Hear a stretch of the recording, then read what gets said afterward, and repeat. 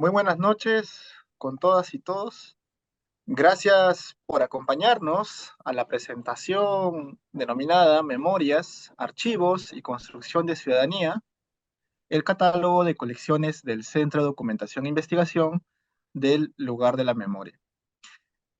Esta se realiza en el marco del Día Peruano, del Archivero Peruano, que se ha conmemorado el 10 de mayo, y que es una fecha en la que el Estado revalora el papel de los archivos en la sociedad y es una importante oportunidad para presentar el catálogo de colecciones del CDI del lugar de la memoria. Una publicación que expone el contenido y organización de las más de 30 colecciones documentales que fueron donadas por entidades públicas y privadas y que se encuentran albergadas en la plataforma virtual del CDI. Estas sirven para profundizar en los estudios de memoria, periodo de violencia y posconflicto, y además esto motiva al equipo del CDI a continuar trabajando con el objetivo de facilitar el conocimiento y acceso gratuito de las fuentes históricas para el estudio del periodo de violencia, tanto en la comunidad académica como el público en general. Por ello, hoy nos acompaña un panel de investigadores con una reconocida trayectoria especializada en temas de historia y memoria. Nos referimos a Natalia Sorevilla, José Ragas y Sofía Mager. Esta presentación consta de dos momentos. Un primer momento donde nuestro panel reflexionará en torno a el valor que tiene el catálogo y principalmente las colecciones que ofrece el Centro de Documentación e Investigación en su plataforma virtual, y una segunda ronda donde ellos responderán a las interrogantes e inquietudes del público en general. Así que bien, demos inicio a esta presentación. Nuevamente les agradecemos que nos acompañen. En primer lugar, tenemos la participación del doctor José Ragas. José Ragas es PhD en Historia por la Universidad de Davis, California. Es licenciado en Historia por la Pontificia Universidad Católica del Perú. Es profesor asistente en la Pontificia Universidad Católica de Chile. Fue investigador postdoctoral de la Fundación Mellon en el Departamento de Ciencia y Tecnología de la Universidad de Cornell y dictó seminarios y asesoró tesinas en el programa de Historia de la Ciencia y Medicina de la Universidad de Yale. Además, se ha especializado en Historia Global de la Ciencia y Tecnología, siendo autor de los libros Los años de Fujimori, 1990 y 2000, y coautor de Contrahistoria del Perú, ensayo de historia política, entre otras publicaciones. Muy bien, adelante, estimado José. Bien. Bueno, buenas noches con todas, con todos que nos están viendo desde sus casas. Quiero agradecer en primer lugar por esta generosa y gentil invitación para poder aunarme a las celebraciones y también a la presentación de este estupendo catálogo que hoy está, nos comenta, tenemos con el LUM y el Centro de Investigación. Eh, Seguramente han escuchado la noticia, pero hace unos días, hace ya casi una semana y media, el gobierno de Estados Unidos decidió declarar la pandemia de COVID-19 como ya terminada, ¿no? Junto también con otras instancias internacionales. Ahora, esto podría parecer, digamos, una suerte de momento apropiado para poder hacer un balance de lo que significó la pandemia y también ver de qué manera este virus ha cambiado nuestras vidas en el día de hoy.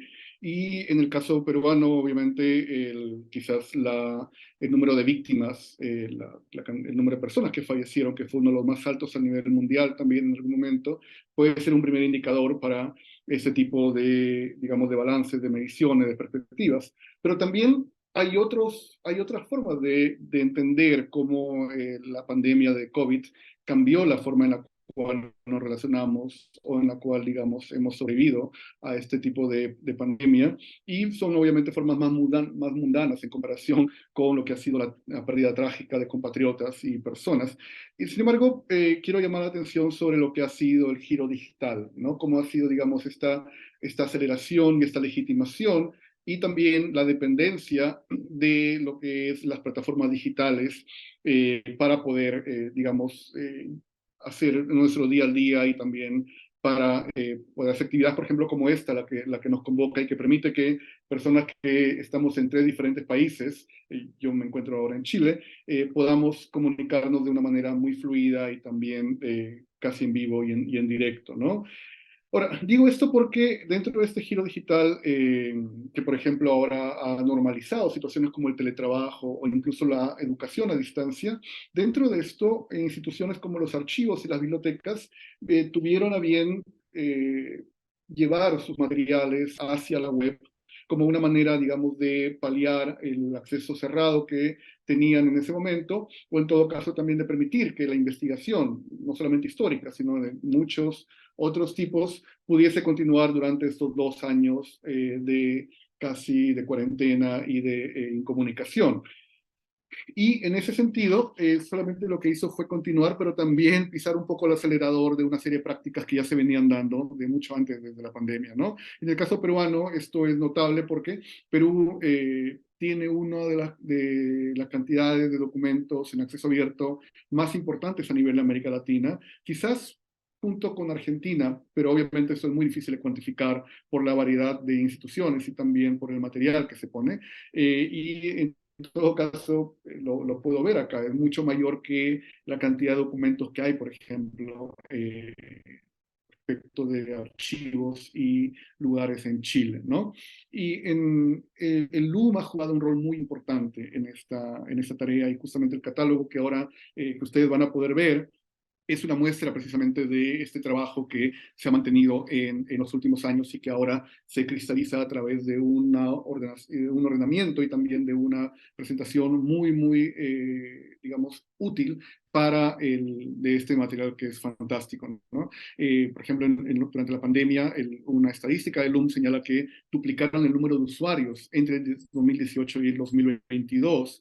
Y se trata además, pero se trata no solamente de poner material en la web, ¿no? Que de por sí puede parecer que es muy fácil, ¿no? Subir un PDF, subir un video, eso, sino que en el caso del Loom y en el caso del catálogo que ustedes van a ver, se trata de material muy delicado, se trata de material también complejo, se trata de material que hace referencia a uno de los periodos más oscuros que ha tenido el país durante la historia republicana desde que surgió como república en estos 200 años, y que alberga más de 20 años de testimonios, de recolección documental, y que han estado ya a disposición, pero que ahora uno puede ver justamente esa riqueza, esa diversidad de material, y uno puede navegar por este material de manera mucho más ordenada, incluso de las facilidades que ya tenía el Lumenesto, ¿no? Porque esto básicamente no se trata únicamente, si ya el esfuerzo de subir este material es casi titánico, lo que quiero resaltar en esta presentación es que no se trata únicamente de la parte técnica, que ya es compleja y que básicamente implica un aprendizaje, implica también un entrenamiento, implica también una trayectoria del equipo humano del LUM y del Centro de Investigación digamos, que ha permitido hacer esto, sino que tiene resonancias mucho más amplias y que está vinculado básicamente con la idea de hacerla pública, o sea, de que podamos acceder de manera sencilla, pero también de manera gratuita, a una parte de nuestra historia y también de lo que le ocurrió a mucha gente durante esos años. Y eso tiene que ver básicamente con un principio básico que es el de democratización del conocimiento, ¿no? Y de cómo el acceso abierto y lo que está haciendo el LUM es parte fundamental de la democracia. No es únicamente una cuestión que está dirigida a investigadores o a un grupo cerrado de gente. Esto es para toda la ciudadanía, esto es no solamente para peruanos y peruanas, sino es también para cualquier persona a nivel mundial que quiera saber qué ocurrió durante esos años y que pueda tener acceso a material de primera mano con esto.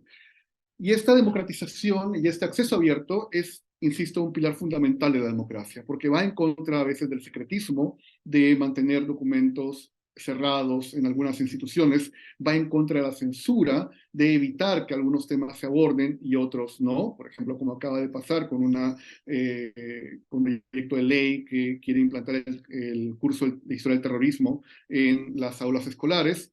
Pero, y además porque nos opone a los regímenes autoritarios, ¿no? Solamente para que se den permítame poner esto en una escala mucho más amplia, para que puedan entender cuál es la importancia de ese material que hoy podemos tener un catálogo y navegar de manera más accesible.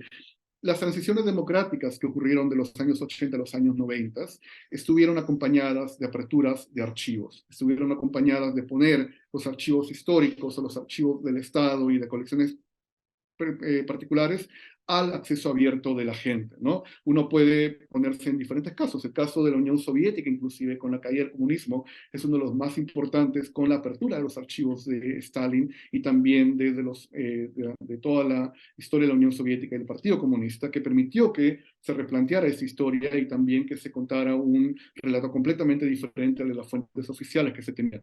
Algo similar pasó, por ejemplo, no hace mucho en Guatemala, con el descubrimiento de los archivos de la policía de manera casual y que después ha sido, con la Universidad de Georgetown, con el apoyo privado y también público, ha sido puesta ahora a disposición de toda la gente y que ha permitido saber qué pasó con muchos ciudadanos y ciudadanas que habían sido perseguidos por la policía y también identificar a los perpetradores de estos crímenes, ¿no? O también en Alemania, con la caída del comunismo y la apertura de los archivos de Alemania del Este, con la policía secreta, donde cada persona, donde cada ciudadano podía ir y pedir su archivo individual de la Stasi, de la policía secreta, y ver si lo habían seguido o qué tanta información tenían de uno, ¿no? Entonces, esto básicamente lo que hace es insertar digamos, esta colección dentro de un proceso mucho más amplio y que también a nivel individual, a nivel de investigadores e investigadoras, es básicamente muy importante. En mi caso personal, cuando escribí el libro, por ejemplo, sobre Fujimori en los años 90, no habría podido escribirlo en cuarentena sin los archivos del LUM y de la colección y del centro de documentación que están ahí, ¿no? Los Vladivideos es un tipo de fuente que hasta el día de hoy llaman mucho la atención en otras partes del mundo porque no hay nada parecido. Es el archivo de corrupción quizás más vívido, más también personal que hay sobre esto, ¿no? Y solamente quiero un poco ir cerrando, digamos, esta presentación para recalcar eso, ¿no? Que lo que hace este catálogo es mostrar la diversidad de fuentes que hay sobre el periodo de violencia política. Es una diversidad que tiene que ver con la complejidad de lo que pasó en el país en esos años, tiene que ver con acercar la historia más a los actores, con testimonios de primera mano directos, ¿no? Porque nos lleva, digamos, mucho más allá a nivel de fotografías, testimonios, a veces también cultura material, pero que al poder acceder a ellos nos confronta como país, ¿no? Nos confronta para saber de mejor qué fue lo que ocurrió en esos años, por qué se permitió que ocurra algo como esto, como el periodo de violencia política, nos confronta también para saber quizás qué pudimos haber hecho o por qué dejamos que tanta gente muriera en eso y en ese periodo y también por qué no todos los responsables han sido llevados ante la justicia. Entonces, un archivo como este y el catálogo que hoy se presenta va más allá nuevamente de una cuestión meramente de documentos y que no solamente va con historiadores, es básicamente la memoria digital del país y como tal memoria esperamos que esto siga creando más preguntas, que nos siga llevando más interrogantes y también nos permita saber qué tipo de país queremos, no para los siguientes 200 años, sino incluso para los siguientes 5, 10 o 20 años y para las generaciones que vienen. Muchas gracias y felicitaciones al equipo por ese magnífico trabajo. Muchas gracias, estimado José, por estos comentarios. Quiero justamente en relación a lo que habías mencionado también agregar dos puntos. El primero es la funcionalidad que tiene la plataforma de cumplir con dos objetivos. Primero, como señalaste, poder centralizar la mayor cantidad de fuentes que están distribuidas a nivel nacional y ubicarlas, consolidarlas en un espacio digital como es nuestra plataforma, la del Centro de Documentación e Investigación. Y como bien indicaste, el acceso es uno de los puntos medulares, facilitar ese acceso de las fuentes como también un punto de democracia en la construcción de conocimiento sobre lo que significó el proceso de violencia en nuestro país. Un segundo punto es que la plataforma que hoy tenemos a disposición ha sido remodelada gracias a el aporte que ha realizado la Fundación Alemana Gerda Henkel, a quien agradecemos enormemente, y que dentro de los comentarios en esta presentación van a tener el acceso directo, el enlace a nuestra plataforma para que puedan ustedes consultar las diversas colecciones que hoy se vienen a presentar. Bien, dicho esto, pasamos a la participación de la doctora Natalia Sorevilla. Ella es historiadora por la Pontificia Universidad Católica del Perú y es PhD en Historia por la Universidad de Londres. Es catedrática en Historia Latinoamericana en la Universidad de Kent, en Reino Unido, y se ha especializado en la creación de las naciones en el siglo XIX en los Andes. Está particularmente interesada en cómo entender el pasado puede contribuir a la práctica de la política de hoy. En el año 2009 fue becaria de la John Carter Brown Library y ha tenido becas de la Academia Británica, la Biblioteca Británica y la Fundación Alexander von Humboldt. Es autora, entre otras publicaciones, del libro Andrés de Santa Cruz, Caudillo de los Andes. Adelante, Natalia. Buenas noches. Buenas noches, Julio. Muchísimas gracias por la presentación y por la invitación. Muchísimas gracias a José que me precedió y puso un poco del contexto histórico.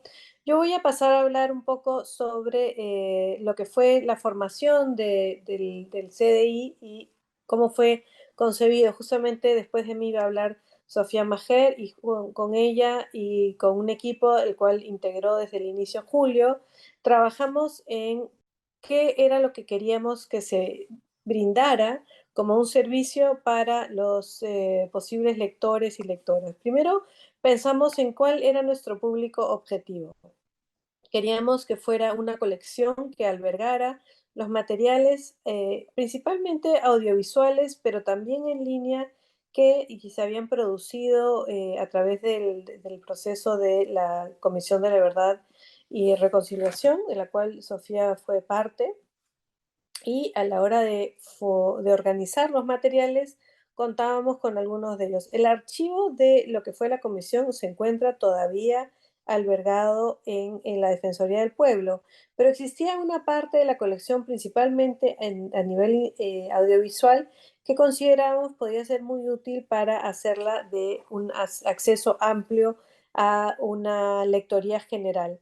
Entonces, iniciamos en el año, a fines del 2014, inicios del año 2015, un trabajo con una serie de materiales que estaban en diferentes discos duros, principalmente lo que se refería a las audiencias públicas de la Comisión de la Verdad. Esos fueron los primeros materiales que se subieron en la red cuando se estaba empezando a conceptualizar el CDI, el Centro de Documentación e Investigación, y la idea era que estos documentos audiovisuales que habían sido producidos durante el proceso de trabajo de la comisión pudieran ser de acceso a todos los investigadores, pero también al público en general.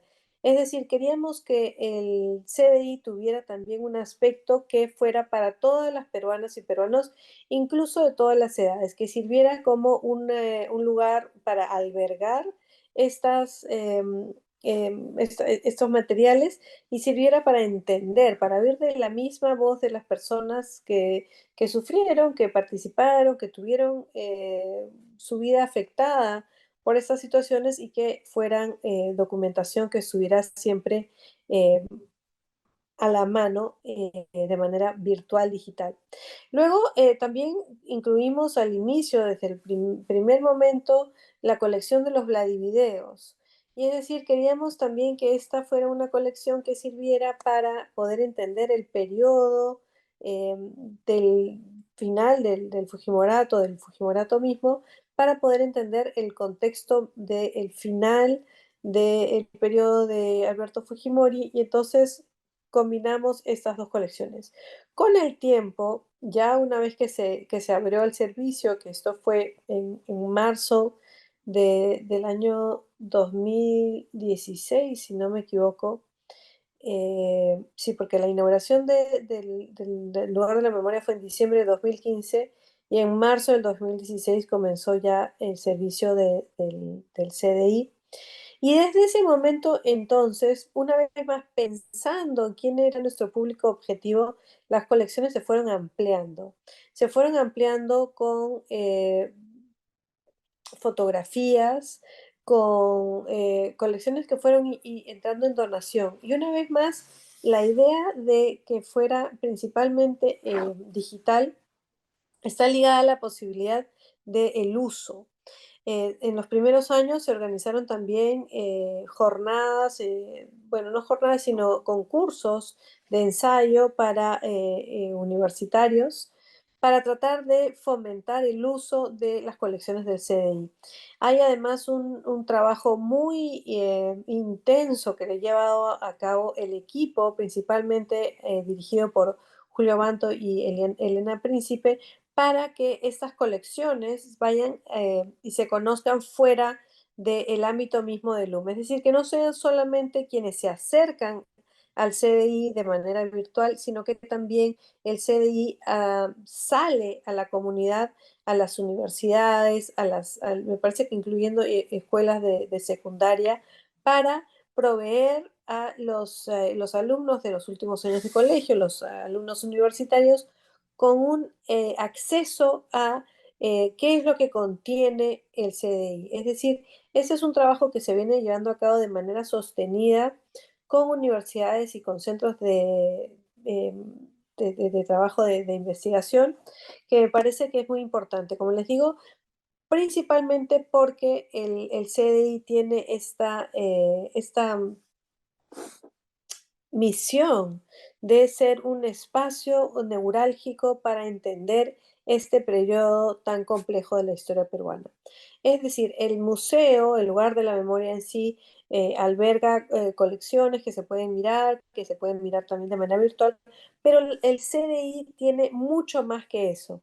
No solamente tiene las colecciones que ya mencioné de la Comisión de la Verdad, algunas las que fueron hechas públicas, porque recordemos que ahí hay dos niveles de información, información que era más bien privada, información pública. La información pública es la que es parte de esta colección, Vladivideos, colecciones de fotografías, colecciones de documentos y también en los últimos años Julio Abanto y Elena Príncipe han llevado a cabo proyectos de digitalización y organización de, por ejemplo, una colección de todas las que son las tesis que se han escrito al respecto, para que ésta se convierta en un nudo. Es decir, es una idea de centralizar la información con el fin de poder tener un espacio desde donde conocer el pasado más o menos reciente, pero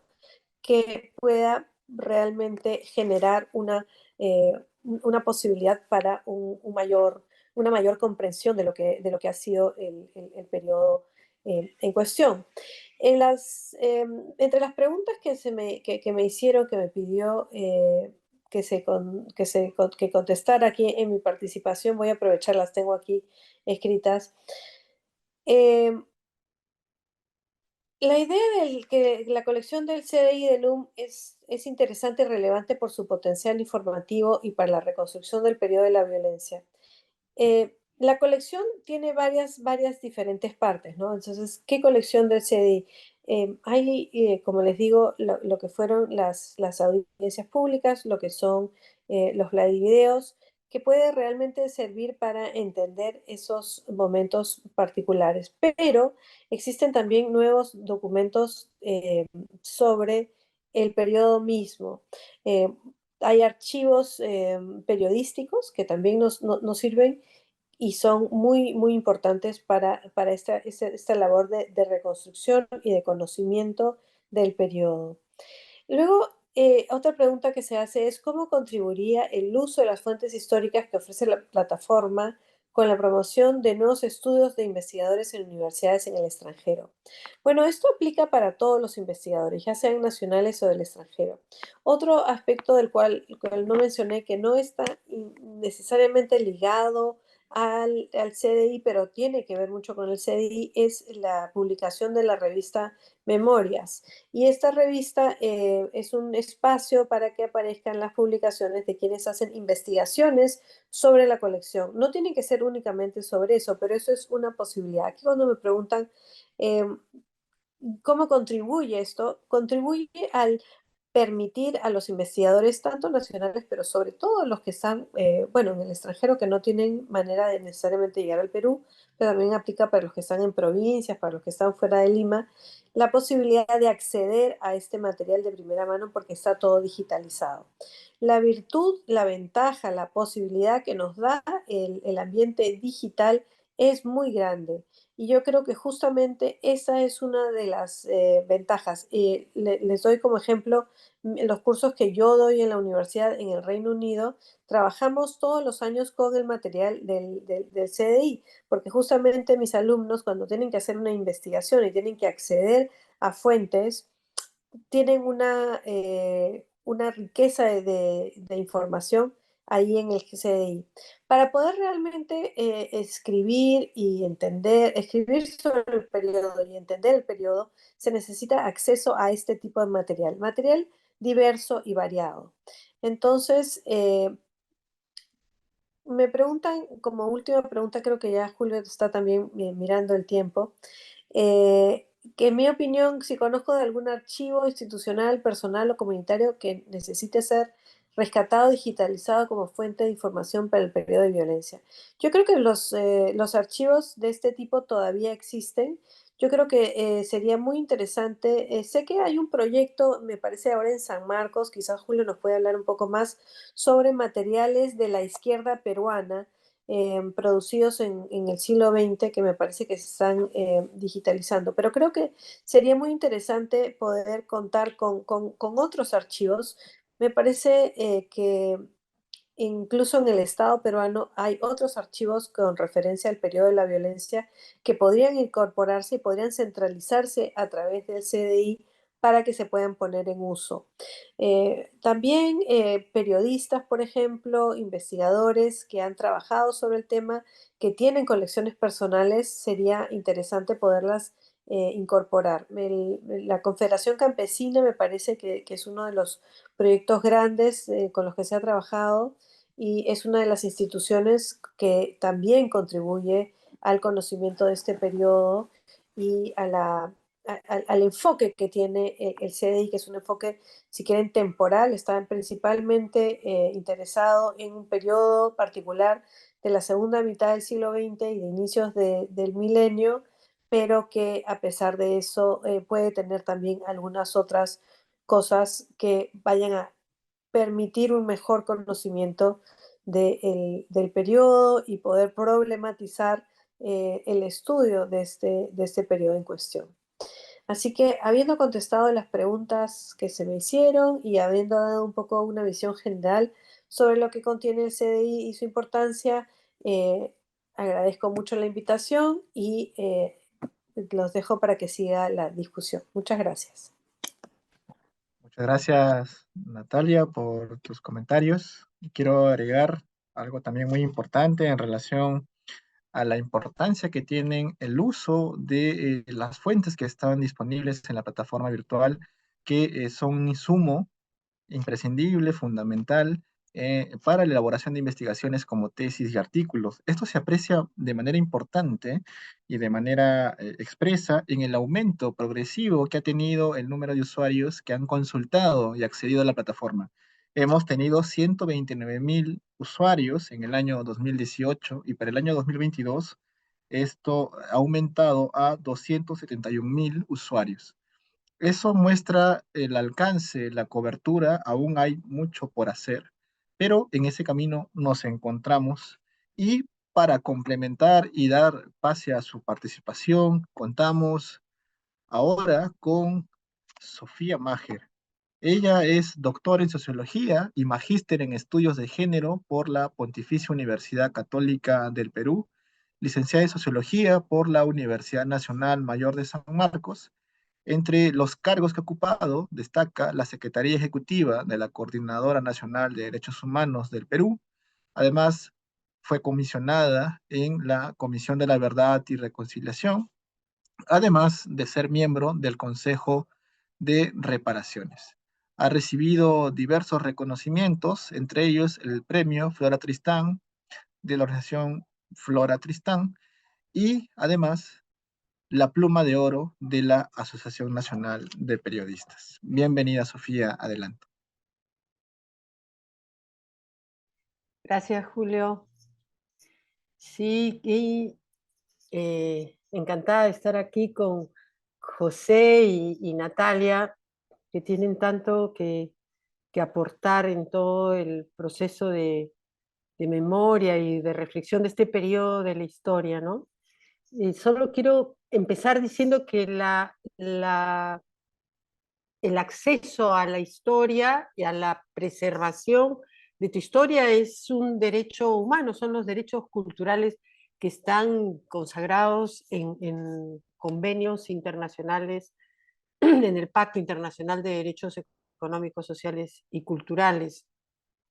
Y dentro de estos derechos que tenemos cada persona a conocer y tener acceso al patrimonio documental de nuestra sociedad, de nuestro país, quien tiene esa responsabilidad es el Estado, o sea, es el Estado el garante de preservar y de permitir el acceso a ese patrimonio documental. Y creo que eso es el papel clave que está cumpliendo tanto el lugar de la memoria y en este caso particular el Centro de Documentación de Investigación del LUM. Es bien importante que, como lo ha mencionado José y también Natalia, cómo este acceso está de alguna manera garantizado por la digitalización de la documentación, ¿no?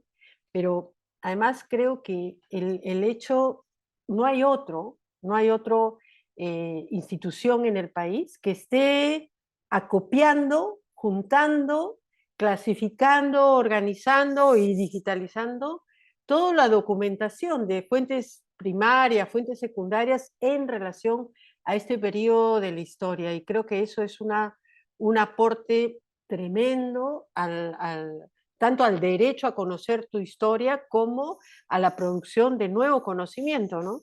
Con nuevas preguntas, nuevas formas de ver este periodo de la historia. Viendo el catálogo que están sacando, creo que se confirma esto que estoy diciendo de poner en valor y garantizar el derecho al conocimiento de tu historia, ¿no?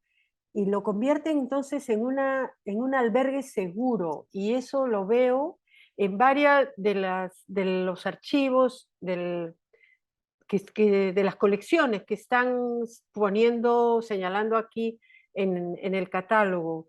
Son, en algunos que conozco, se trata de archivos que han sido rescatados, y eso es un tema importantísimo, o sea, cómo el CDI, el Centro de Documentación del LUM, ha rescatado archivos que las personas que lo tenían ya no tenían los recursos para seguir manteniéndolos, cuidándolos, preservándolos.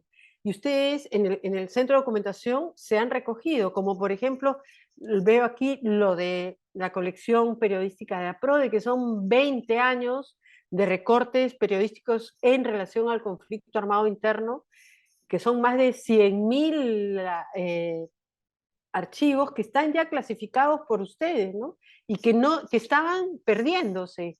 Como también veo archivos, no sé, de ESCO, pero también la Confederación Campesina del Perú, la CGTP, ¿no? Documentos que ha producido el CER en momentos en que desarrollaba proyectos de memoria en varias ciudades del país, post-CBR, y también de la propia Comisión Multisectorial de Alto Nivel encargada de la reparación, con toda esta colección que ponen de cuentos, historietas que trabajan en colegios, ¿no?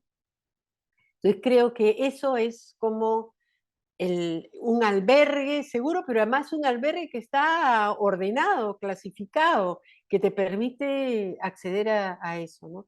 Ya lo ha mencionado José, también Natalia, lo de los Vladivideos. Entonces creo que eso es otra línea importantísima de aporte de este centro de documentación que no, además del rescate de archivos en riesgo de perderse, sacar archivos de la oscuridad, sacar archivos que pueden estar debajo de la mesa y que el CDI los ha puesto arriba, abierto y que todos podemos acceder. Probablemente si no sacábamos las copias de los Vladivideos del Congreso que están en el Congreso de la República, probablemente en unas generaciones más esos Vladivideos se iban a perder. Los que están en el Ministerio Público probablemente nunca nos lo van a dar, pero sí se podía tener acceso a los que estaban en el Congreso de la República y están ahí. Yo creo que esa es otra línea importantísima que ha desarrollado el CDI, ¿no? Y también mencionar, que también lo mencionó Natalia, los testimonios orales que presentaron las víctimas en las audiencias públicas.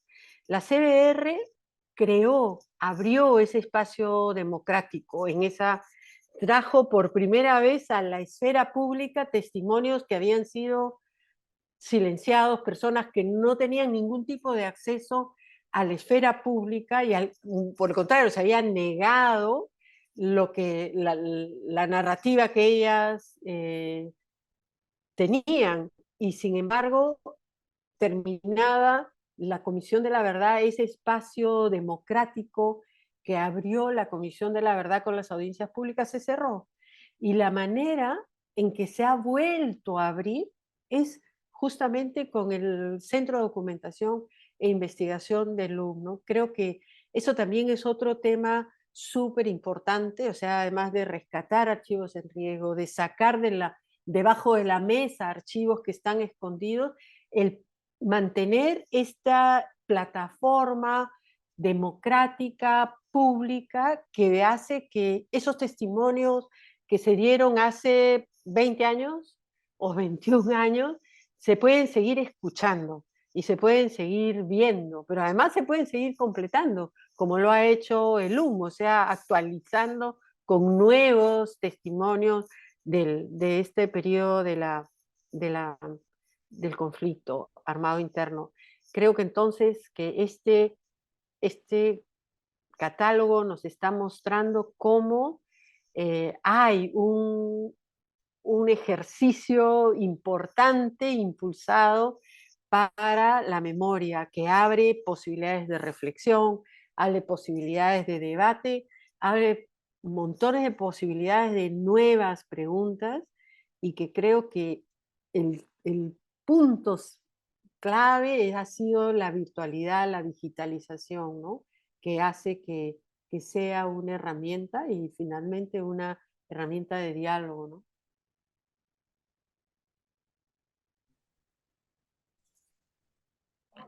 Muchas gracias, Sofía, por tus comentarios. Definitivamente, durante la pandemia, ese aumento progresivo que hemos mostrado ha incidido mucho el uso de la plataforma. Y mencionarles también a las personas que nos acompañan que ese acceso a las fuentes históricas pueden ustedes ingresar desde el enlace que se va a colocar en esta presentación y no hay que venir físicamente al lugar de la memoria. Desde cualquier parte del país, fuera de Lima y fuera del Perú, pueden ustedes acceder a toda la información de cada una de nuestras colecciones. Muy bien, gracias Sofía. Hemos terminado esta primera sección relacionada a los comentarios sobre lo que significa la publicación del catálogo.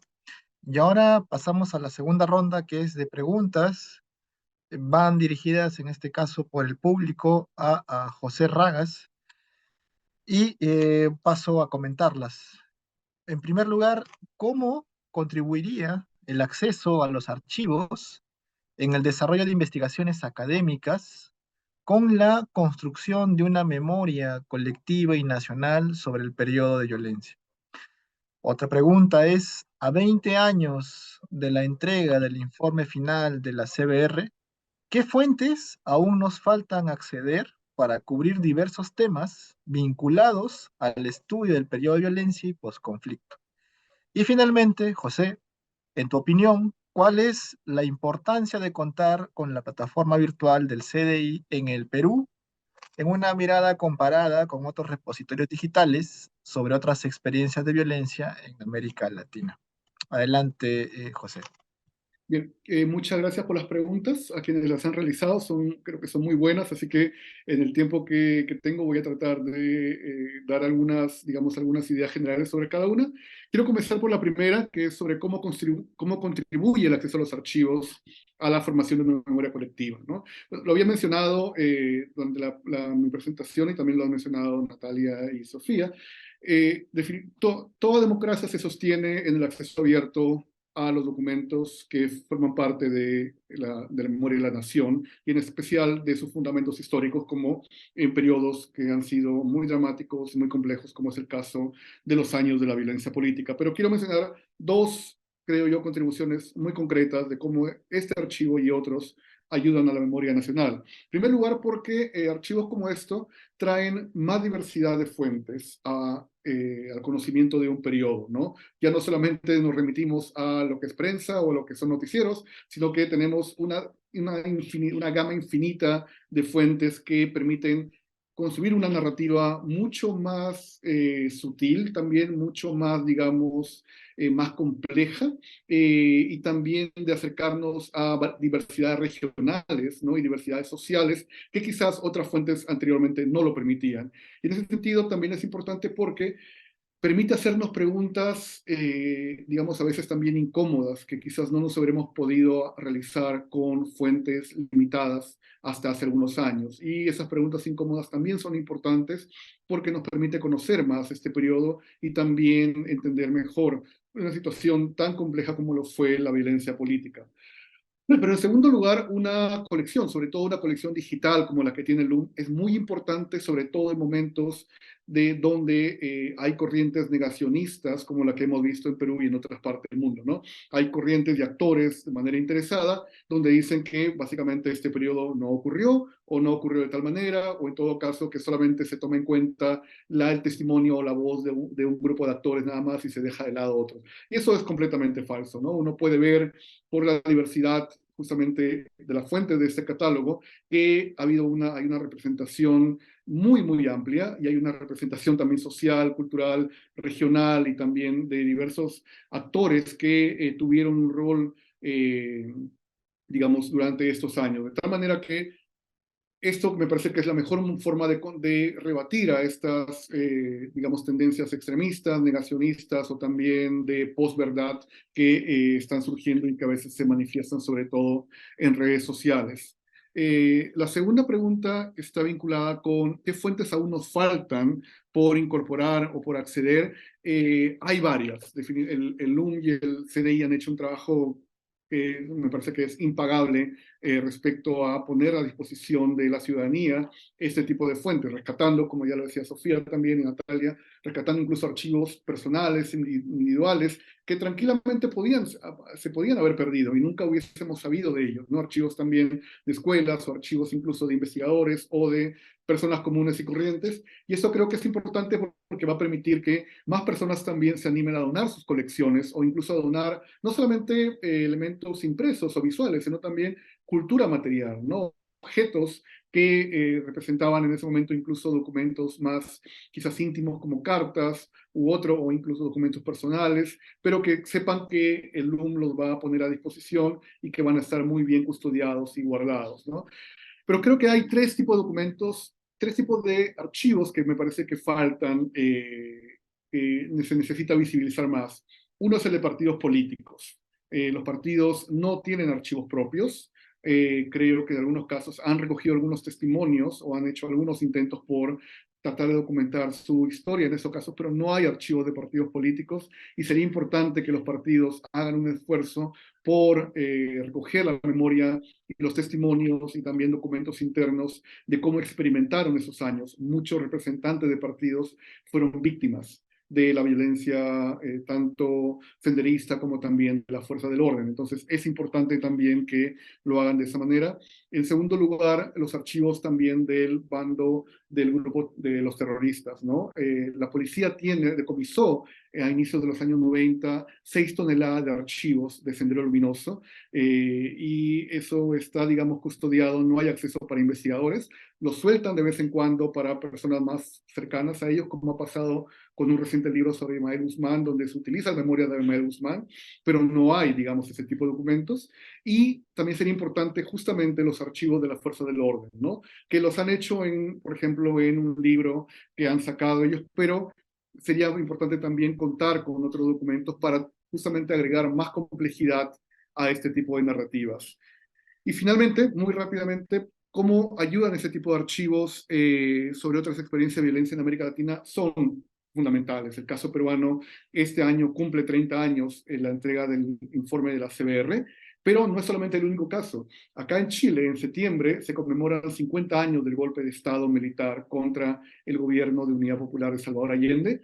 Se están preparando también una serie de eventos conmemorativos, tanto en instituciones públicas como de actores de la sociedad civil y colectivos, y es importante también porque están haciendo archivos y publicaciones respecto a esto, pero por ejemplo, Argentina, en 2 años más se conmemoran 40 años del juicio de las juntas, ¿no? De los cuales una película, 1985, justamente ha traído un poco el recuerdo colectivo de lo que significó eso, y todo esto sin contar con los informes que han sacado hace poco, tanto Colombia y México, sobre la guerra sucia y también los desaparecidos. Entonces, es importante mantener esto, es importante, el caso peruano es fundamental para entender lo que pasó, no solamente en América Latina, sino en contextos de violencia política a nivel mundial. Y en ese sentido, este archivo y también los documentos que se van a conseguir y subir en los próximos años cumplen ese rol para entender mejor este proceso y compararlo con otros procesos también similares en la región. Muchas gracias. Muchas gracias, estimado José. Ahora damos paso a Natalia. Ella ya ha ido respondiendo las tres consultas. Quizás, Natalia, una última reflexión en torno a la experiencia que nos comentaste sobre el uso de la plataforma en tu centro de estudios. Hacemos recordar a nuestros participantes que estamos conectando justamente Europa, Santiago de Chile y Lima. Y Natalia, ¿nos podrías comentar brevemente, por favor, sobre tu experiencia con el uso de la plataforma en tu centro de estudios? Adelante, Natalia. Muchas gracias, Julio. Bueno, justamente porque el CDI provee una variedad de información para los estudiantes que tratan de entender este periodo. Lo que hablaba José sobre el caso peruano y cómo el caso peruano se inserta dentro de una problemática mucho más compleja es bien interesante y mis alumnos tratan de entender lo que sucedió en todo el continente y para entender el caso peruano se basan en las colecciones del CDI y tienen ahí la ventaja que pueden navegar a través de las colecciones primarias, oír los mismos testimonios. Es decir, algo que quisiera rescatar de lo que dijo Sofía es, con el paso del tiempo, las personas que dieron sus testimonios hace 20 años o más, siguen vigentes. Esos testimonios siguen manteniendo ese valor y mis alumnos, por ejemplo, pueden tener una comprensión mucho más intensa de qué es lo que ha sucedido en el Perú y cómo afectó eso a las personas escuchando estos testimonios en persona. Y volviendo una vez más a lo de los Vladivideos, los alumnos míos cuando los ven todavía no pueden creerlo, uno, que se produjeran y dos, que estén alojados en un museo y en un repositorio que garantiza que todas las personas pueden seguir viéndolos. Es decir, la vigencia de lo que sucede, la vigencia histórica de estos documentos se mantiene y se transmite y una vez más podemos realmente agradecer a la virtualidad que nos permite que en todos los lugares del mundo se pueda acceder a este material, haciendo que el hecho que el CDI esté localizado en la ciudad de Lima o en el distrito de Miraflores no sea una limitante para que nadie pueda visitarlo. Yo creo que ese es uno de los factores más importantes, no solamente de la labor que se hace de acopio y de salvaguarda y de ocuparse de los materiales, sino de la difusión. Y de que la difusión no tenga ningún límite espacial ni temporal y que todas las personas que tienen acceso a una aparato con conectividad digital pueden acceder a estas colecciones y eso me parece a mí que es particularmente importante, no solamente para los investigadores, pero para el público en general también. Y ahí regreso para terminar la idea, algo que dijo José, que me parece que es muy importante. En estos momentos donde se aparece la posibilidad del negacionismo, las ideas que tratan de decir que esto no sucedió o de minimizar lo que sucedió, tienen que enfrentarse ante el material mismo que habla por sí mismo. Muchas gracias. Muchas gracias, estimada Natalia. Y finalmente, las consultas para Sofía Mager, que paso aquí a leerlas. En primer lugar, ¿qué temas sobre la historia del periodo de violencia, memoria y posconflicto podrían desarrollarse con el uso de las colecciones de la plataforma del CDI LUM? En segundo lugar, acceder a nuevas fuentes históricas como las de la plataforma nos permitirían desarrollar nuevos estudios sobre género y reparaciones. Y, Sofía, en tu opinión, ¿cuál sería la importancia de contar con el acceso a nuevas fuentes de investigación como parte de la desclasificación de fuentes históricas? Adelante, Sofía. Gracias por, sí, gracias por las preguntas, Julio. Efectivamente, yo empezaría por los testimonios de las víctimas, ¿no? O sea, creo que esa es como un tesoro que dejó la Comisión de la Verdad, porque son testimonios, son narrativas que son una historia oculta, que no siempre la encuentras, que tiene que ver no solo con la narración de eventos, sino cómo estos afectó la vida de esa persona que está contando una historia en primera persona, ¿no? Cómo afectó su vida, cómo afectó su familia. Entonces, como leer o conocer cómo opera la sociedad y cómo operó todo este ciclo de violencia en la persona individual, ¿no? ¿Qué le produjo? Y eso no lo encuentras en ningún lado, ¿no? Solo en el testimonio. Además es una fuente de agencia, ¿no? El otro que pienso que es así una fuente increíble para revisión de fuentes para investigar es los archivos de prensa de la CBR. Son más de 3.000 videos de prensa y fotos y otros que dan cuenta de cómo se vivió en el país el proceso mismo de la Comisión de la Verdad. O sea, qué es lo que se presentaba en los medios de comunicación, qué es lo que se resaltaba, cuáles eran las pugnas de las narrativas, cómo la prensa manejó la información que se iba desarrollando, abriendo, descubriendo, poniendo sobre la mesa por parte de la comisión. Creo que ahí hay para investigar y revisar montones de entradas que te las permite. Obviamente el archivo periodístico de APRODE me parece otro tesoro, que son 4 periódicos de cada día que empiezan y recogen todas las noticias que salían alrededor del conflicto armado interno. Eso es una fuente increíble.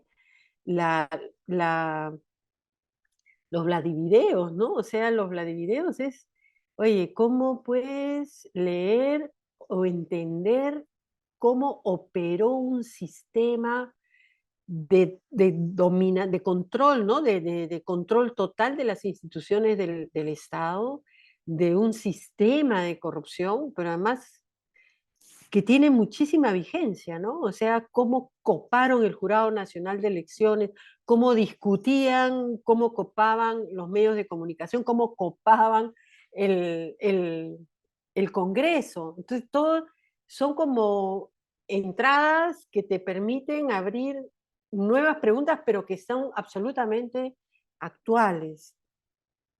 Para todos los que son las investigaciones de género y reparación, creo que ahí, de alguna manera, todas las fuentes que están disponibles, con todas las colecciones que se encuentran actualmente ahí en el centro de documentación, eh, va a depender de tu enfoque, ¿no? O sea, cómo vuelves a releer los documentos desde un enfoque de género y vas a descubrir una cantidad de información que que no ha sido visualizada así, que no ha sido entendida de esa manera.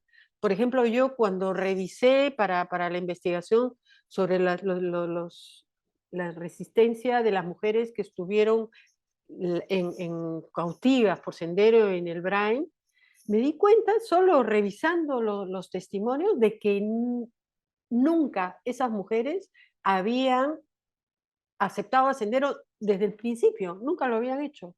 Entonces, eso, por ejemplo, cambia una afirmación que se hace en la Comisión de la Verdad, que en un primer momento sí fueron aceptadas el discurso de Sendero, y ya eso es entonces como uno enfoca, ¿no? Sobre la desclasificación de las fuentes, yo creo que ahí hay varias cosas. Una primera, me parece importantísimo desclasificar los testimonios que se recibieron en privado. Muchos de los testimonios, la mayoría de los testimonios que se recibieron en privado, no en audiencias públicas, que están en la Defensoría del Pueblo, la persona que dio su testimonio firmó, autorizó que pudieran ser utilizadas su testimonio y citado en el informe. Entonces, yo creo que todas esas personas que se acercaron a contar su historia en primera persona a la Comisión de la Verdad, tienen el derecho de seguir, de que sean escuchadas. Otro es las entrevistas que se hicieron a los militares. También, no entiendo, están en el archivo de la Comisión de la Verdad, que la custodia la Defensoría del Pueblo. Y todas esas entrevistas a militares que se hicieron en la comisión, no sé por qué siguen clasificadas y que no son abiertas al público. La otra, por supuesto, es lo de la documentación. A lo mejor pedirle a la DIRCOTE que abra sus archivos del periodo del conflicto, a lo mejor es mucho, pero por lo menos tendrían que abrir toda la documentación que fue capturada de Sendero Luminoso y el MRTA. Y por último, creo que debe abrirse los museos privados que tiene la Marina, que tiene la policía, y no sé si es que tiene el ejército también. Y creo que es indispensable que que esos museos sean conocidos y podamos entender cuál es la narrativa que se sigue contando al interior de los institutos armados, y creo que no deberían tener su mundo aparte. Los militares y los policías son parte de la sociedad y tienen entonces que tener un mundo abierto como lo tenemos todos los peruanos, ¿no? Eso. Muchísimas gracias, estimada Sofía, por tus comentarios. También quisiera mencionar que la plataforma virtual en en este catálogo que se presenta contiene más de 30 colecciones que centralizan archivos en diversos tipos de soporte, videos, documentos, historietas, fotografías, libros, revistas, afiches, audios, y que entre las colecciones que ustedes van a poder encontrar ahora que puedan acceder en la sección publicaciones de la página del lugar La Memoria, van a encontrar colecciones como la de Alejandra Bayón, Alejandro Lazo, Ángela Ponce, APRODE, Centro de Estudios y Publicaciones, COMICET, la Comisión Multisectorial de Alto Nivel, entre otras. Hay una diversidad de opciones que pueden ser justamente accesibles para cada una de ustedes en el desarrollo de sus estudios.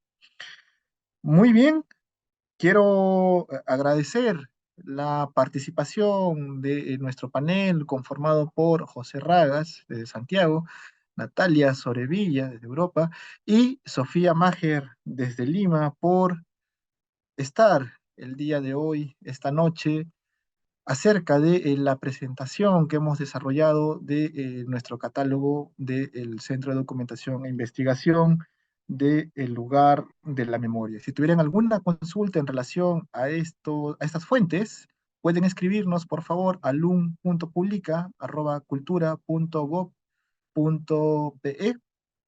Y sin más, quiero invitarlos e invitarlas a seguir las actividades del lugar de la memoria visitando nuestras redes sociales para mayor información de nuestras actividades. Conmigo será hasta una nueva oportunidad y les deseo a cada uno y una de ustedes buenas noches. Muchas gracias a todos y todas.